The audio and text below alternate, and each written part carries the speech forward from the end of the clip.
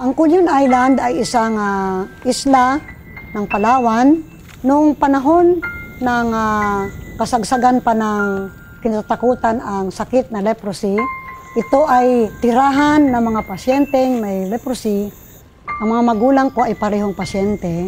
Natuklasan ng doktor na wala akong sakit. Kaya ako ay nihiwalay ng gobyerno sa edad na 5 taon. Malungkot, pero wala akong magawa. Malayo ako sa magulang ko.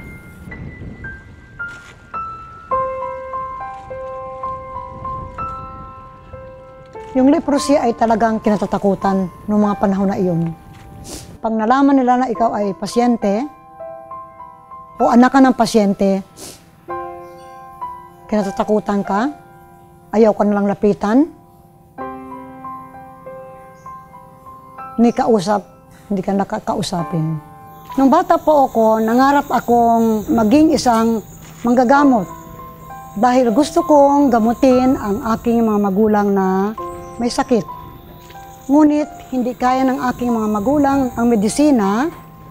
Meron namang nag-offer na papag-aralin ako sa kolehiyo.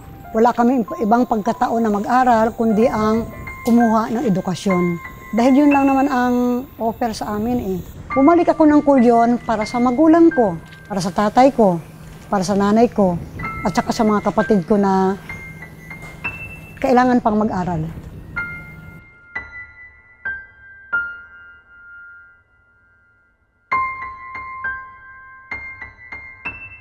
Mga 35 to 36 years akong nagturo sa St. Ignatius Academy na naging Loyola College sa Culion.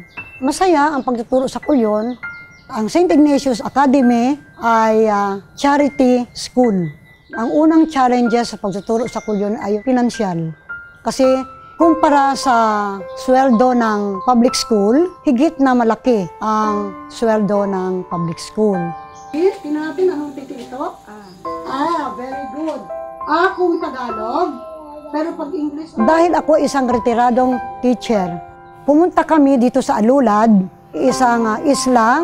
Ang mga nakatira dito ay mga Tagbanwa, mga indigenous people ng Palawan.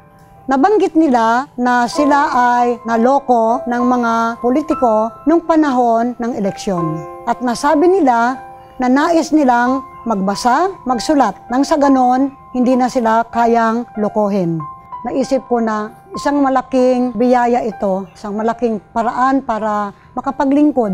Nakakatuwang magturo dito sa mga Tagbanwa kasi makita mo yung kanang interest, makita mo yung kanilang kasabikan na matuto. Na kahit sila ay may mga edad na, kahit nanginginig na ang kanang kamay, at sila naman ay napakasimpleng tao. Madaling turuan, madaling kausapin, at madali silang mahalin.